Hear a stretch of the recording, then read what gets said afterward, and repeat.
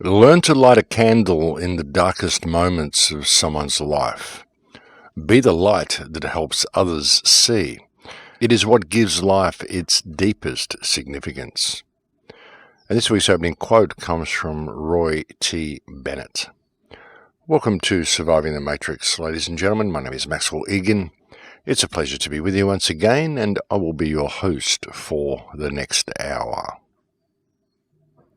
And it's nice to be back, folks, and right at the start of the show here, I would like to put out my most heartfelt sympathies to the people of California who are experiencing what seems to be the regular yearly fire occurrence, almost the regular monthly fire occurrence that is happening in California these days. The Kincaid fire up near San Francisco, and also the fires in LA as well. I mean, it's just an ongoing thing in California these days. It never used to be that way, but that seems to be the way it is now. And I would suspect that this is not a natural occurrence, folks. This has been done with directed energy weapons. I would suggest, anyway, it really does not seem to be normal at all. And of course, while the fires are happening in California, we're having an enormous amount of cold weather coming into other places. In Utah the other day, it was 45 degrees below zero. This is just outrageous, folks, in this time of the year for the weather to be that cold. So all sorts of extreme weather happening all over the United States, and I would suggest most of it is being done by design. But anyway, I do send my most heartfelt sympathies and best wishes to those people who have been displaced and who may be suffering the effects of the fires in California. And as for the rest of the world, and California included, of course, what we all seem to be doing is suffering the effects of our governments, and certainly not the least of which is happening with the people in Australia, who are most certainly feeling the effects of the government here. And there's actually been a bit of a push back from the people. You know, a lot of people in the mainstream are now realizing that they've been played just as much as everybody else. The people that have been used to control us are starting to see that, well, the powers that believe they be really don't care about them either, and they are actually going to be just as controlled as everybody else. A lot of the people who thought that they were on some sort of a pedestal and thought they were in some sort of a position of authority, perhaps a little bit immune from the system because they had complied with the system so much and done what they were told so much that they thought they'd probably be left alone, but they're seeing that it's now coming for them as well. And we're seeing a huge pushback from organisations such as the mainstream media, the Your Right to Know movement that has united all of the Australian media in one push back towards government is a good thing to see. Whether it's too little too late or whether it's controlled is another question, but I don't think it is too controlled. I actually think that the people in the mainstream media are starting to realise that what we conspiracy theorists have been attempting to point out to them for so many years is the truth, and that the government is now coming for them just as much as it's been coming for everybody else. They don't mean anything. They never did mean anything. They were simply being used to push the government line and to push the government propaganda. And now that the system is ready to come into lockdown, they're going to get locked down with everybody else. I mean, they don't matter any more than anybody else. The system doesn't care about them, and the system has always been going to come for them. It's always been planned this way. They never really mattered. They were just doing the government's bidding for the paycheck that they were getting, but ultimately it didn't mean anything at all.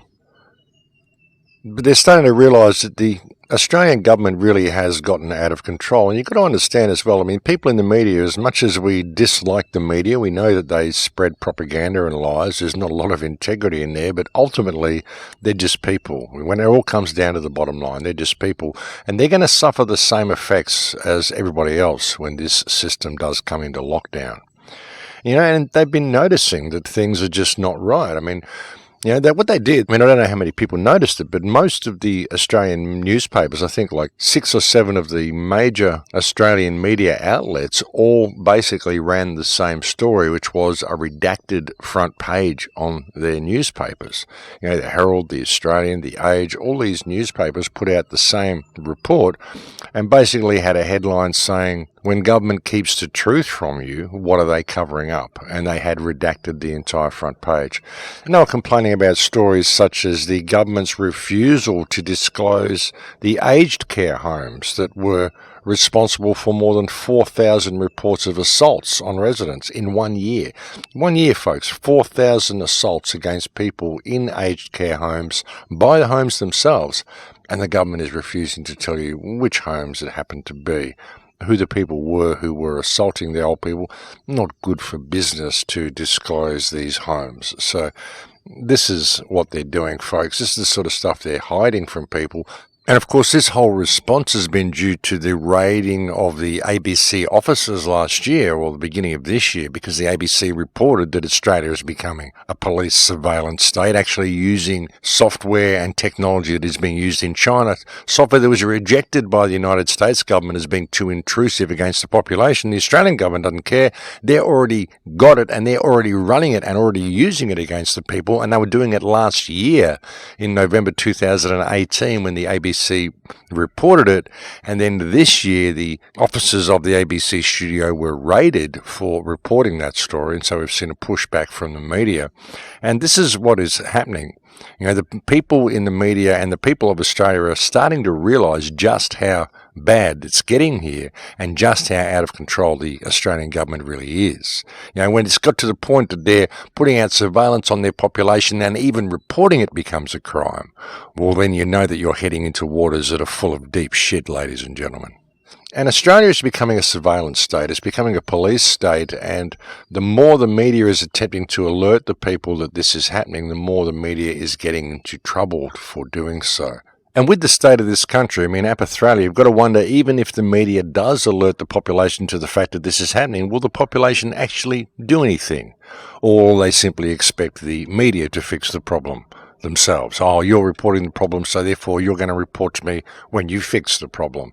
That seems to be the general state of the Australian consciousness, ladies and gentlemen, and it's a very sad thing to see.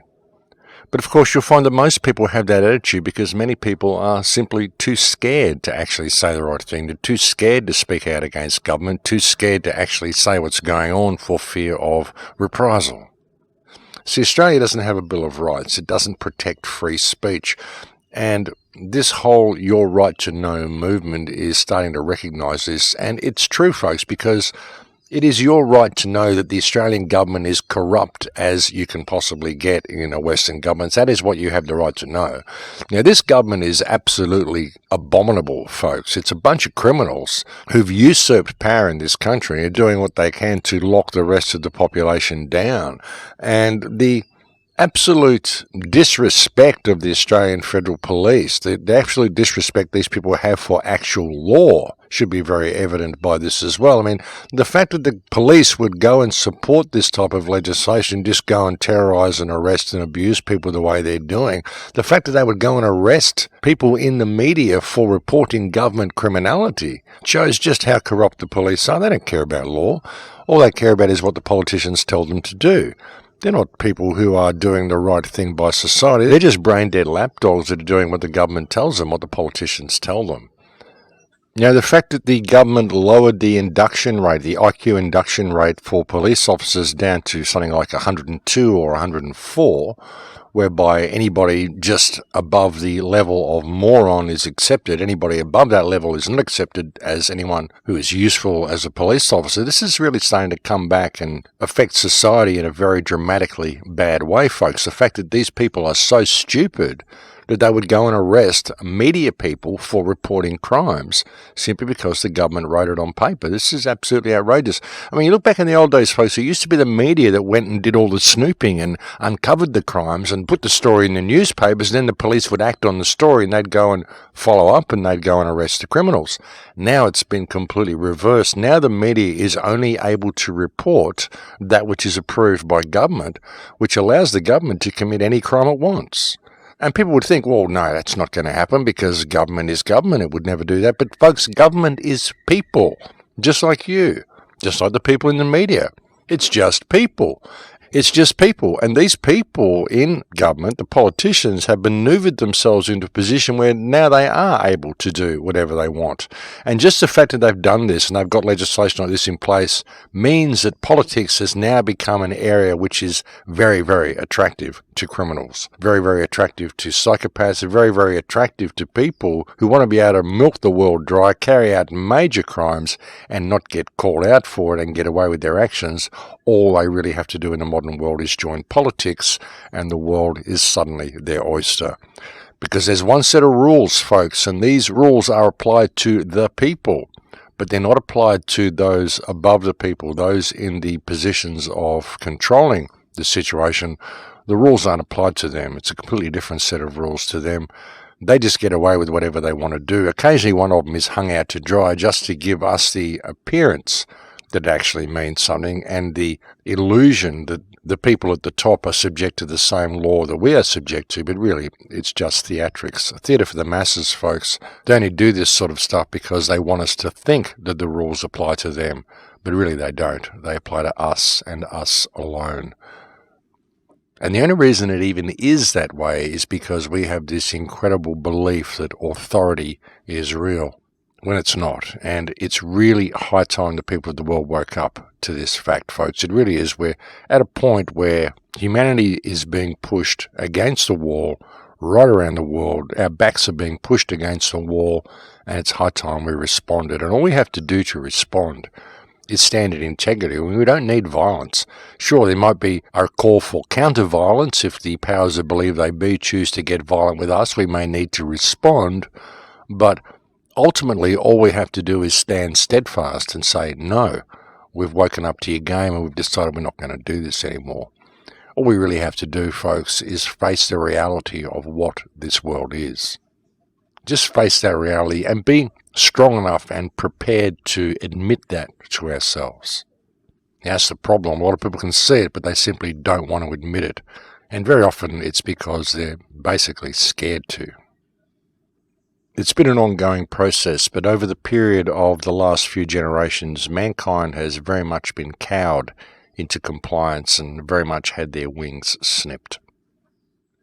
You know, a lot of this has happened through this misapplication of law. The fact that, as I said, the laws are applied to us, but they're not applied to the people who run the show. You know, we're given the illusion they're applied to them, but ultimately they're not. And if there's going to be any law at all, then it needs to be a law that is applied evenly. It needs to be a law that is based in natural law and is there to prevent the causation of harm and to provide remedy when harm is caused in all of its aspects. Not a system of rules that applies to the people and another set of rules which applies to the ruling hand. Because ultimately, it's just people. Although that might be set to change soon as well. There's talk of new robot police officers that will be on the street soon, folks.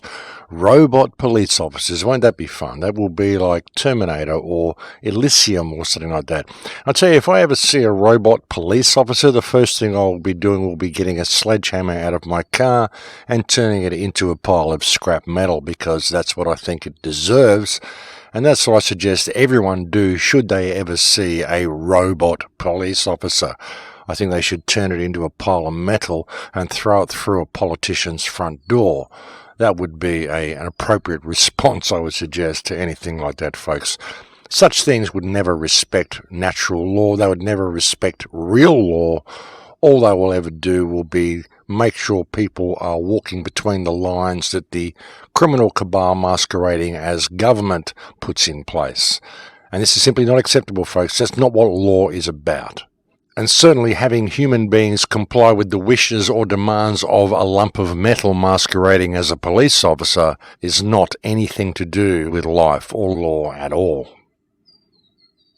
You know, if there's going to be law that is to be respected, and there's going to be any type of rule of law in this country at all, then it has to be applied evenly and fairly in protection of everybody's freedoms.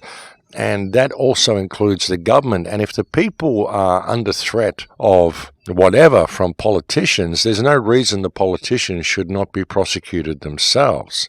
And the fact that the police aren't doing this is very, very telling, ladies and gentlemen. The politicians can simply legislate themselves to be above prosecution, and then the police, in their incredibly terminal stupidity, will actually support that, and they'll go out and arrest people who are trying to expose government criminality, simply because the politicians wrote down on paper that they're free from prosecution and they should be able to do anything they want to do, basically. We live in this paper-based reality, folks, and it really does show the danger of the current situation and the absolute stupidity of the police in going along with this. And it's time for the people of Australia to really put their tools down and say we've had enough of this. It's time for the people of Australia to rise up and express a loss of confidence in Scott Morrison's government, a loss of confidence in this government's ability to govern, and take the necessary steps to have this government dismissed and the politicians within this government prosecuted and held accountable for their actions. That's what needs to happen, ladies and gentlemen. And it needs to be done now while we still have time to do it, before the situation gets irreversible. And it is fast becoming that way. It really is. If we do not rein this out-of-control criminal cabal in, then we're screwed. We seriously are, folks. It's getting down to the wire. And even the media is noticing this now. So, in many ways, it's a good thing. It's a good thing that the people are noticing that the government and the police really don't care about them, and they don't. And it's not only here in Australia, it's happening all over the world as well, certainly in America. There was a report, did anyone see the report that came out from the United States? The police blew up a man's house searching for an armed shoplifter. There was a guy who was apparently shoplifting from a supermarket or whatever, and he took refuge in someone's house, and a siege ensued. And the police hit this house with rockets and all sorts of stuff. Got the guy out without harming him, got him alive and all sorts of stuff, but they completely destroyed an innocent man's home in doing so, and then said, well, sorry about that, didn't mean to destroy your home, but tough luck, that's the way it goes. And the court approved it, and the state's not going to do anything about it. They're just simply saying, well, sorry, you lost your home, that's the way it goes. We did it in order to keep the public safe. How is destroying someone's home and putting a family out on the street in order to catch a shoplifter keeping the public safe? But this is the mentality of these people, folks. Just big boys with big boy toys like to go and blow things up and say, well, sorry about that, but it was great fun at the time. And hey, we got the perpetrator, so it's all good. It's like Team America, in the opening scene of Team America, when they absolutely destroy Paris in order to catch a terrorist, It's ridiculous, absolutely ridiculous. But this is the mentality of the law enforcement agencies, the powers that believe they be. It's the mentality of the government and the mentality of the legal system that supports it. A bunch of psychopaths, folks. They really are. And if there's any doubt of that, in Australia here, where the population has been disarmed, but we are now apparently producing weapons for all the other warmongering regimes all over the world, they've just developed a new gun here in Australia, which is a digital gun, which removes the need for the person firing the gun to actually have to sight or even really identify their target. The gun will do it for them. It will identify human or non-human targets, and it will simply identify when the best time for a kill shot to be made is, and it will make the kill shot for you. Of course, it says it's doing it to remove human error, like the error of actually thinking for yourself, the error of having any morals, the error of actually knowing that you're about to murder another human being. We don't want people thinking like that. We just want them dead. So that's what this gun is for, folks. It's for killing people more efficiently without the bother of having to actually think about what you're doing. So it removes all human thought from the equation. This is a gun which will simply kill by pointing in the right direction. Too bad if it happens to be a child or the wrong target or anything like that. It just does the job efficiently, because that's what we want, is efficient methods of killing.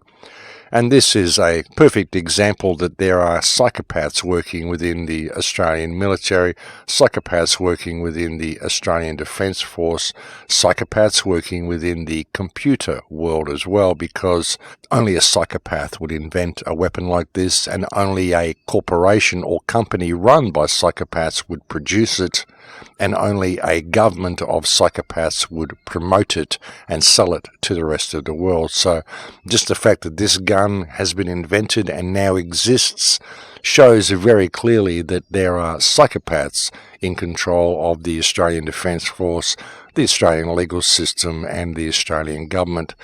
And it's high time we did something about it, ladies and gentlemen. Like I said, it's time for the people of this country to rise up and express a loss of confidence in the psychopathic Scott Morrison government, the psychopathic Scott Morrison who is running the government and the psychopaths within the government, and just get these people out of power and put them somewhere where they will no longer hurt people the way they're currently doing.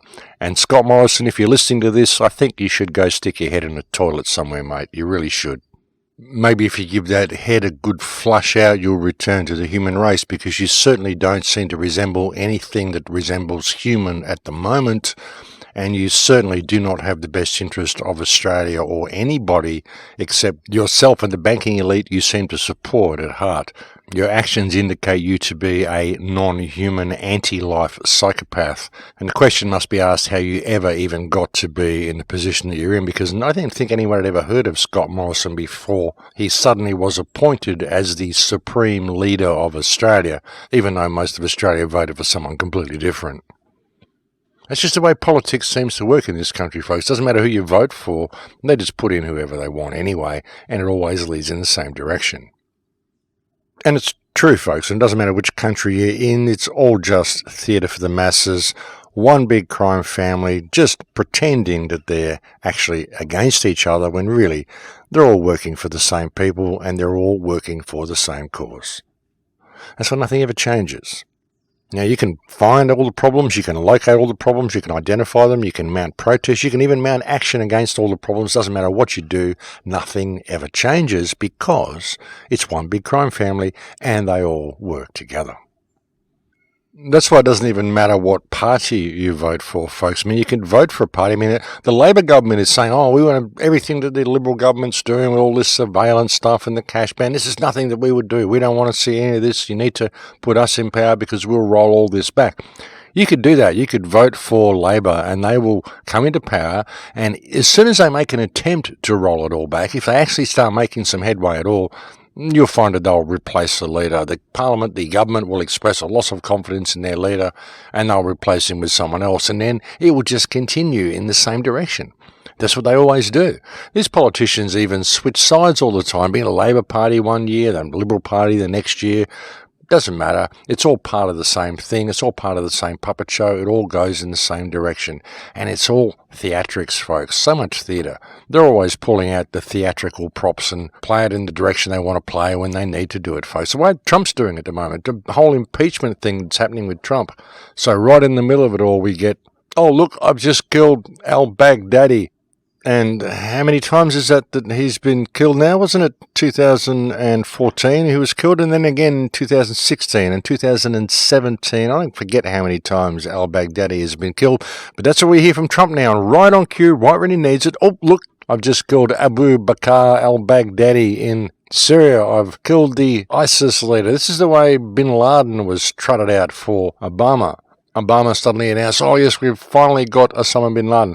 Now they're saying they finally killed Baghdadi, when Baghdadi is actually well known to be a guy called Elliot Shimon. Simon Elliot is his code name. He's a well-known Mossad agent, works for Israel the whole time. The whole thing's been run by Israel. ISIS is an Israeli puppet show.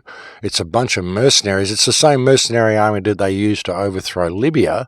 They just moved them across into Syria because the world wouldn't let the United States invade Syria. So suddenly there was a rebel uprising in Syria and the United States had to go in and help the moderate rebels.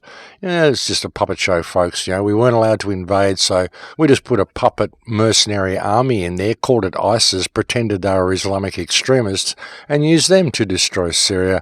And now, right on cue, just when Trump needs a little bit of popularity to come back his way, we've just killed al-Baghdadi. Look how great we are. As I said, folks, theatre for the masses.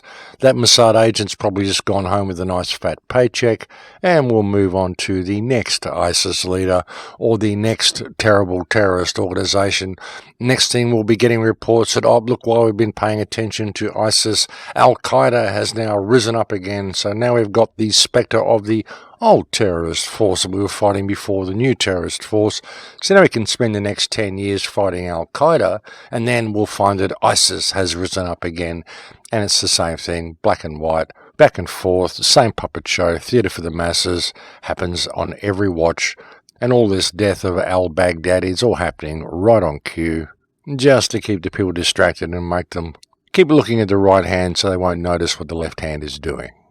Which, of course, is the same thing it's always been doing, which is tightening its stranglehold around the throats of the rest of mankind. And again, it's the same in all countries. I mean, we can complain about what's going on here in Australia, and I can see it right happening, right under my nose here in Australia. But it's happening in other countries as well. I mean, look what's happening in Sweden. And I mentioned this a couple of weeks ago, and I said Switzerland, and I was actually referring to Sweden. I always get these countries mixed up, folks. I don't know how many times I tried to get them right. But whenever I mean Switzerland, I say Sweden, and whenever I mean Sweden, I say Switzerland. Just seems to be that way. But at the moment, I'm actually talking about Sweden and what has happened to Sweden with the migrant influx into Sweden and in Germany and in other places in Europe as well. You've got to wonder why the people of these countries have not risen up and overthrown their governments as well. And you've got to wonder at the absolute stupidity of the police forces in these countries in letting their politicians get away with what they're doing. I mean, the terminal stupidity of these people, it really is the biggest problem we face, folks, Really, when you're looking at this whole corrupt system, the fact that our governments are so out of control, the thing that prevents the people ever being able to stand up against the criminals that have usurped power in their governments is the terminal stupidity of the police. The order followers who just simply do whatever they're told. They will support criminal activity as long as the person carrying out the crime is a politician. As long as that person has a leather chair in the local parliament office, they can get away with whatever they want. The police will simply let them do it because the politicians wrote down on paper that the police have to do this. That's how stupid they are, and that really is one of the biggest problems we face as a society, one of the biggest problems we face in attempting to turn the ship of state around and get mankind sailing in a different direction, is attempting to overcome the brick wall of terminal stupidity, which is the local police forces in all of our countries. This is a real problem, folks. It's a real issue. Because how do you ever deal with criminal behavior? How do you ever deal with the fact that the world is run by these criminals if you can't actually stand up and say it? And if you do stand up and say it, you haven't got any type of remedy anywhere within the legal system. The police won't do anything about it. The police will simply protect the criminals because the criminals have more expensive suits on than you do. That seems to be the rule of thumb that they go by, folks. It's how expensive your suit is, how big your front door is, what sort of a car you're driving, how much money you have in the bank, and what your connection to international banking cartels are. That seems to be what police respect more than anything. Certainly what they respect more than the rule of law, certainly what they respect more than human rights or human freedom. Well, that's if their track record is anything to go by anyway. And as I said, folks, it is a real problem. The order followers, the terminal stupidity of these people, and their complete willingness to step outside their moral compass and to comply with the will of politicians and to allow society to suffer as a result. I mean, you've got to wonder, don't these people have children? Don't these people have any desire to see a viable and vibrant future at all? You've really got to wonder what it is with these people. I mean, how can they be that stupid? But, well, as I said, folks, the lowering of the induction rate and the big boys club they get into, I guess there's all sorts of reasons for it, but we really do need to acknowledge that the biggest problem we face is the police. This brick wall of people who will not allow us to address the criminality of government and who all seem to work together and have all been trained to view the people that they actually swore to protect when they joined the police force, but they now view these people as actually being the enemy, and that's a very, very stark reality, and it's a very dangerous situation, and it is a huge hurdle that we need to overcome. The question is, how do we do it? We certainly don't do it by insulting them and attacking them and belittling them. We need to find some way of bringing the police back into the fold and helping these people regain some of their humanity as well. That would be a good start anyway. But But folks, I think we have reached break time, so I better leave it here for now, and we'll go and have a break. Thank you for joining me on the air today. It's always a pleasure to have your company, and I'll be back to speak to you again in a few minutes. And as always, thank you for listening. And welcome back, ladies and gentlemen.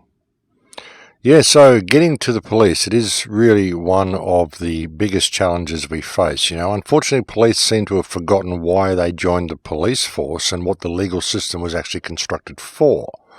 You'll find that many police actually joined the force because they wanted to make a difference, they wanted to do the right thing, they wanted to protect society. But then they got into that mechanism and they got taught that what it was really all about was ensuring that people were walking between the lines. If people walk between these lines, then no one will get in trouble, no one will be hurt. The lines are there to keep people safe.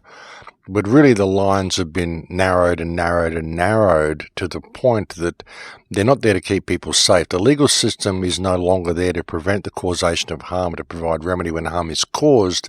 The legal system is now been turned around and is being used to cause harm against the people of society and not to provide a remedy at all. All it does is provide remedy for the politicians and give them a mechanism by which they can deal with anybody who is thinking for themselves, thinking outside the box, or is unwilling to comply with government criminality. And the lines, as I said, are getting more and more narrow.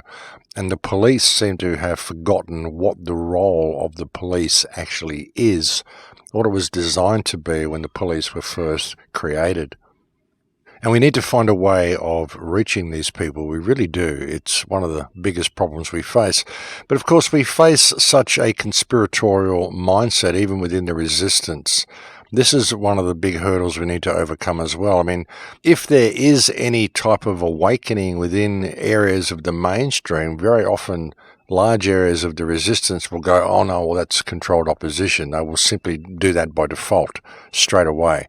Even with this pushback that we're seeing here with the media in Australia, the whole redacted action that they've taken, and the whole Your Right to Know campaign that's been launched by the mainstream media in Australia, you'll find a lot of the conspiracy people, a lot of the independent media will say, oh no, this is a play, this is a ploy, this is a trap for us.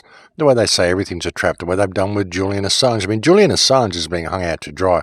Julian Assange is basically being murdered by the British legal system while people are arguing about whether he's controlled opposition or whether he isn't. The point is that he's a man who's in jail, who is being used to set a legal precedent, which is going to be used to lock the rest of us down as well. And we should be making a noise about this. This man should be brought back to Australia, and all of the information that he's been sharing should be brought out in the open. When that happens, perhaps you'll be able to find out whether he's controlled opposition or not. I mean, I personally don't agree with a lot of the stuff that Julian Assange promotes. I don't agree with his views on 9/11. I don't agree with a lot of stuff. But be that as it may, he shouldn't be rotting in jail the way he is, and he shouldn't have been just left to hang out to dry by the independent media who claims that they're standing for some form of justice. I mean, if you are standing for some sort of justice, then you need to acknowledge that this man needs to be let out of jail straight away. He needs to be brought back to Australia, and the whole thing needs to be brought out into the open so that the world knows what's going on. Now, rather than letting our egos get in the way and debating it and arguing with other people because they disagree with us and all this sort of stuff that we do, folks, I mean, it's ridiculous. Too many people allow their egos to get in the way of real research. They allow their egos to get in the way of real activism as well. And when they do get an opportunity, when we do get an opportunity to make a difference, too many people say, oh no, that's a conspiracy theory, that's part of the controlled opposition, simply because that's the way they're programmed to react.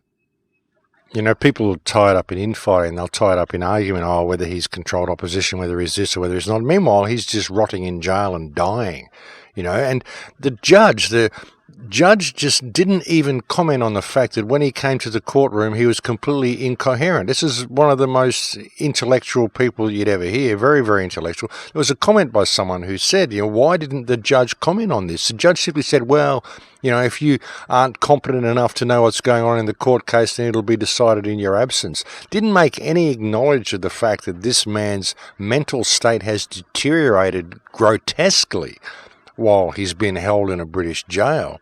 No acknowledgement of that at all. just simply left him to be hung out to dry. And as I said, the independent media are just busy arguing amongst themselves and not really looking at the bigger picture. And meanwhile, this guy is suffering as a result, irrespective of whether you think he's controlled opposition or not. He's a human being. He's rotting in jail, and that could happen to you. It could happen to me. It could happen to anybody. And if it did, what sort of help are you going to get from anybody? What sort of help are you going to get when the entire independent media has been programmed to simply sit there and argue over the details and debate whether you're blue or green or purple or grey or whatever, rather than simply looking at the fact that you're deteriorating and they could do something about it where they get a little bit of focus? But no, they don't. They just allow their egos to get in the way and argue over the details. And as I said, folks, it's ridiculous. It doesn't get us anywhere. It's completely absurd. It certainly doesn't bring about any change, and it certainly doesn't provide any type of remedy for us. It certainly isn't anybody grabbing the opportunities that come along to us and seizing these opportunities to see what we could do with them. Because all of these things are opportunities for freedom, folks, if we could just get a little bit of focus on that, because that's what the issue is. It's not about who's right or wrong. It's not about who's controlled and who isn't. It's about freedom, and that's always what it's been about. One of the biggest things that's getting in the way of freedom is, as I've said, the so-called truth movement, the fact that truth is subjective, and the need for people to find their own personal truth has kind of been weaponized against freedom. And it's a program. People have been programmed to distrust anything that contravenes their own personal truth, irrespective of how true it is. If it's something they believe, and well, that's the truth according to them. When really it's just a belief, and that's what the whole truth movement has become. It's been a whole bunch of different belief systems and people arguing over these belief systems. It is programmed, folks, and if people can't see it, well, there's not going to be much hope for us. Like I said, the people in the mainstream media, the people all in the mainstream that have been used to control us, the pawns, the people that have been used as puppets to bring us into line, a lot of these people are going to start realizing, and if they're not realizing already, and I think some of them probably are, that they're expendable too. They never mattered to begin with. All the stuff that they thought actually meant something didn't. They don't have any privileges. Whatever money they were given doesn't matter. It's all going to be digital. They can get locked out of it at any moment simply because they missed a phone call or thought the wrong way or made the wrong comment on Twitter. It's as simple as that. Every single one of them is expendable. And I think a lot of them are seeing what this system is actually becoming, and they're realizing just how expendable they are. So I think you're going to find a lot of the mainstream people actually reaching out to the independent media and reaching out to the so-called conspiracy culture, hoping to get some sort of support from them. And I think it's up to us to give them this support when we can, and to bring these people into the fold when we can, and to show that it's not about our ego. It's not about being right. It's not about any of this stuff. It's about creating some form of unity and changing the direction that mankind is going. Because if we don't, then nobody is going to survive what is coming. Simple as that, folks. We're all in this boat together. And people really do need to pay attention to this. And they need to get these opportunities when they come and seize these opportunities when they come, because these are all opportunities for us to pull together and to create some form of unity. And unity is what we need more than anything. Without unity, we are screwed. Without some form of unity, some form of focus, unified focus on freedom, we're never going to get anywhere. And if we continue to argue about all the details and continue to distrust everybody who wants to come over the fence and join the right side of history, then we're never going to get anywhere, folks. We need to bring people into the fold and allow people to have made mistakes in the past and just forget that. Allow them to come and join the right side of history, like I said. It doesn't matter what people did, folks. It matters what people do. It matters what we do from this point. Everybody's made mistakes along the way, and a lot of people probably didn't realize just what they were involved in. And now that they are waking up, it's up to us to accept that and to, as I said, allow them to come over and join the right side of history. What do we want? Where do we expect this to go once we started speaking out? We've wanted people within the mainstream to wake up for years. And now when we do see them wake up, there's this whole element within the so-called truth movement that simply wants to attack them simply because they were once part of the other side. They forget they were asleep once too. Many people who are now fighting for truth and fighting for freedom were once part of the system.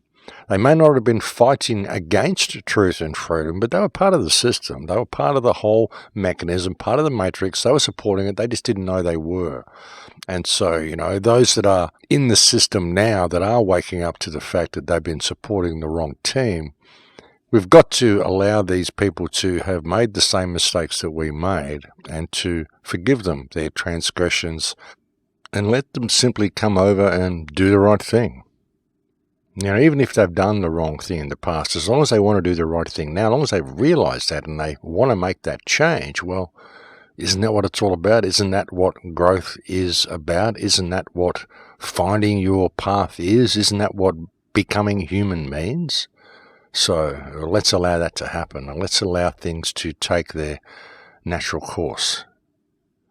And this is why I've often said that I don't seek revenge on anyone. I don't wish to take anybody and have them put in jail or anything like that. I mean, I say that all the time. Let's get the politicians and try them and put them on Christmas Island or whatever.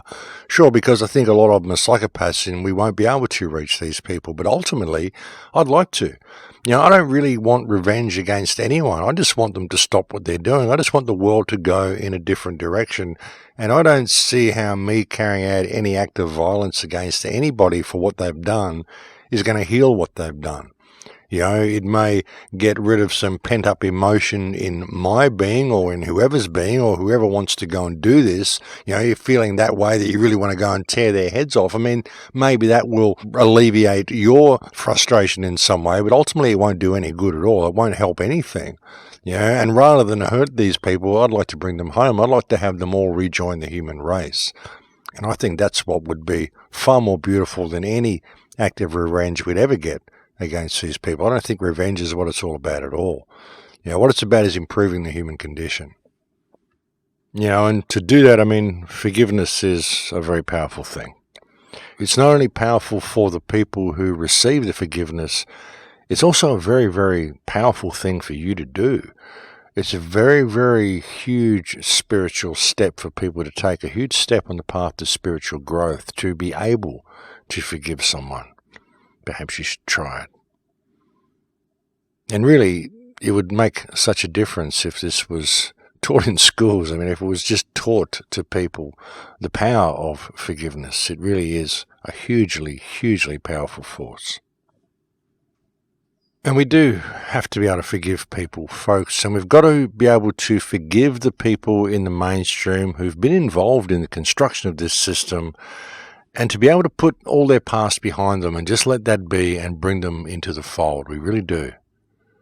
Because it's the only way we're ever going to be able to move forward. We're at a very, very important time in history, folks. And what I see with a lot of this, what I see with this whole Your Right to Know movement from the mainstream media is the fact that we've actually made a difference in the independent media. We've actually started to reach these people.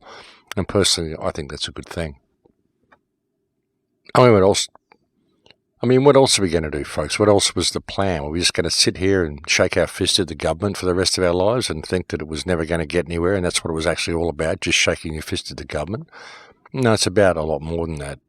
Because really, it's about a lot more than that. It's about waking up the people in the mainstream and motivating them into wanting to make a difference, motivating them into the necessity for them to stand up for themselves. And I think that's what we're beginning to see. And I think, as I said, folks, this is a good thing. It's good that people want to get involved, and it's good that people are prepared to put their fear down and simply call things for what they are. We need more of it. As I've often said, folks, the thing that's really going to overcome this system, ultimately, when it all comes down to the wire, is love. And that may sound weird to people, but it's true. And we've got to be prepared to put our stuff down with others if we want that to work. Every person who is currently locked in the matrix, every person who has even been working against freedom unbeknownst to themselves. I mean, many people who are working in the independent media and many people who are working within these government systems really don't know what they're involved in. It's all very compartmentalized. They're simply doing their job. They're trying to further their career, become successful in inverted commas, because that's what they think it's all about. And when they do wake up, what they find is that they don't have any allies. They don't have anywhere to turn in the independent media, because we all see them as being controlled opposition or whatever. We all see them as being judgeable by their past actions and not realizing that they were simply part of the matrix and often didn't realize it. And that every single person who is currently part of the matrix is a potential ally for freedom. And that's something that we really have to acknowledge. And if we can put our stuff down with people and be prepared to allow people to have made mistakes in the past, the way we did. We all make mistakes, folks. That's how people learn. Sometimes it's a little more difficult for some people than it is for others. Sometimes it takes people a lot longer to see what they're involved in than it does for others. And I'll tell you, the more successful you are within the matrix, within that system, the more money you get behind you, the more possessions you get behind you, the more you are riding that wave, the harder it is for you to see what you're involved in, because you get caught in that wave. You get caught in that economic system. You get caught in that social model. You just get caught up in the whole matrix, the whole false reality, the whole pursuit of fun, rather than the pursuit of freedom, the pursuit of knowledge, the pursuit of wisdom. We go for the pursuit of information, the pursuit of stuff, the pursuit of stuff that we think will mean something according to our social status, or will improve our social status because we think our social status actually means something. All these artificial parameters that we're given, we very often think this is what it's all about. And I guarantee, folks, that once you get in there and you start making money and you start riding that wave, that's all you can really see. That's all your focus becomes. You just don't notice what's happening with the rest of the world. You don't notice the control grid because it's all working for you. You can't see that there's a problem. You've got plenty of money. You've got all the opportunities. You've got all the resources that you need. It's all working out for you. So you can't really see what the problem is. You just think, oh, there's a lot of people out there who complain about things. But hey, this is the land of the free, the home of the brave. This is a place where anybody can make it. Look what I've done. I started off in this little small town in this little small city, and now look at me, I'm a successful millionaire. That's what people think. So they think that the whole system is real and that it does actually mean something. If they ever get time to stop riding that wave and to actually sit back, they get enough money that they actually think, well, perhaps I can take some time off and sit back and enjoy it and open up this oyster that I've found at the top of the world here. Once they do open it, they realize that it's an empty shell. There's nothing there. All of it didn't really mean anything. Perhaps they will get time to think about their lives a little bit, but not while they're riding the wave. While they're riding the wave, all that really matters is the wave, because that's just the way the human mind works. So we need to take that into account when looking at these people and looking at this system and looking at the people we're dealing with. Half of the people who are involved in all of these really evil corporations and all these really terrible things have no real idea what they're doing. They're not inherently evil people. They're simply riding the wave, and they're not even aware that the wave exists. It's just what life is for them. It's just the way they grew up. It's what they grew up into, and it's what they've become. And the best thing we can offer these people is love, compassion, and forgiveness.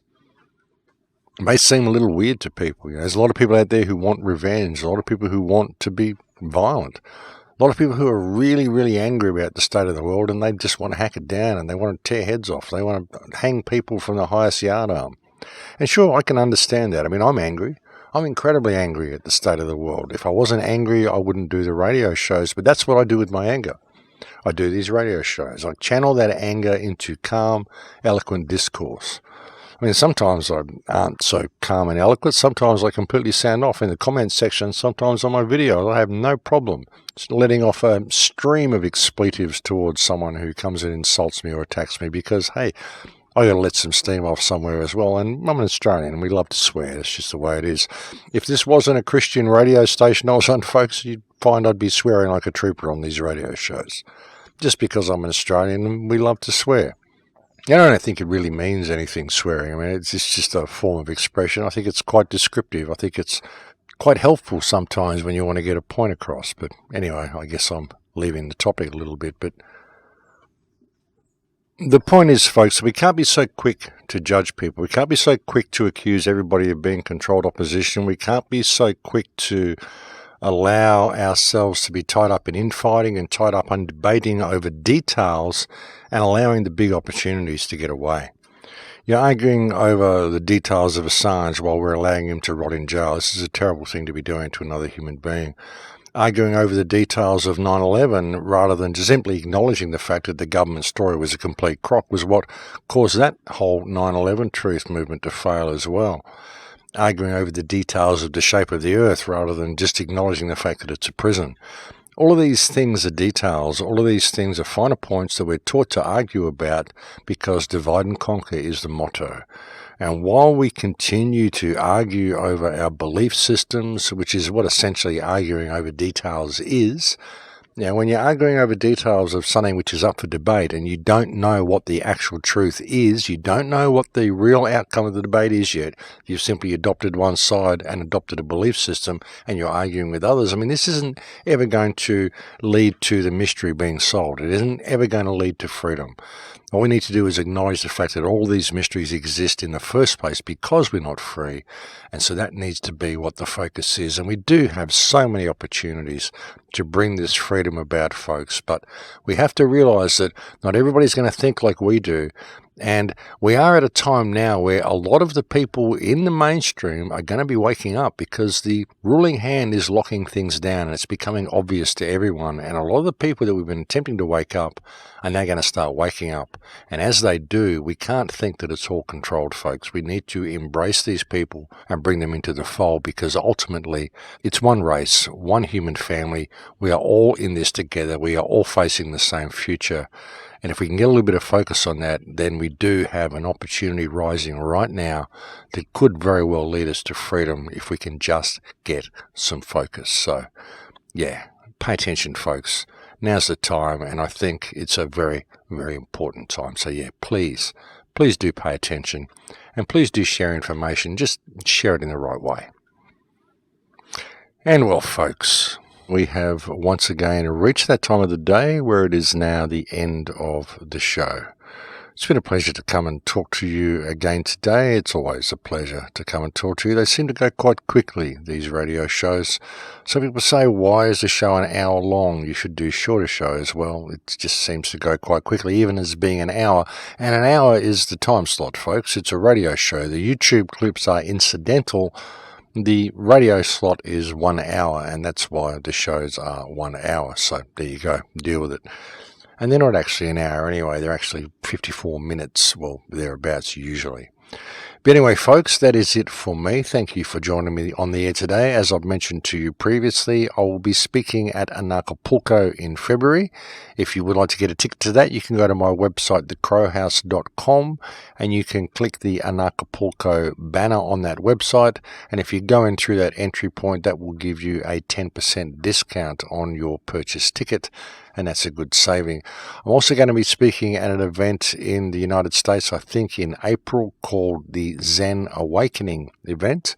I don't have any more information on that, but I will give you some as soon as it comes to hand. I'm also going to be organizing an event probably in March or April, and that will be in Los Angeles or in the area of Los Angeles if California is still there, if it hasn't burnt to the ground by April next year, March or April next year. And I will very likely be speaking at Ian Crane's AV11 event in the UK as well. I still haven't heard from Ian Crane, but I'm usually speaking at that event, and I would say that's on the cards for next year as well.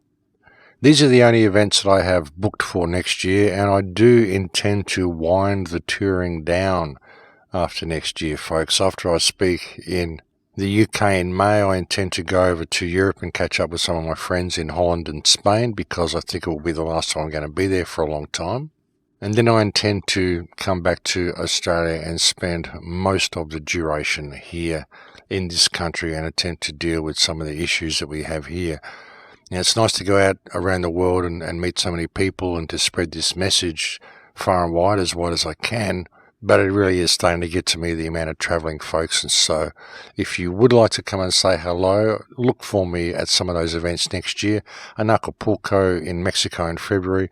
A Zen Awakening event, which I don't know where it is, but it'll be somewhere in the United States.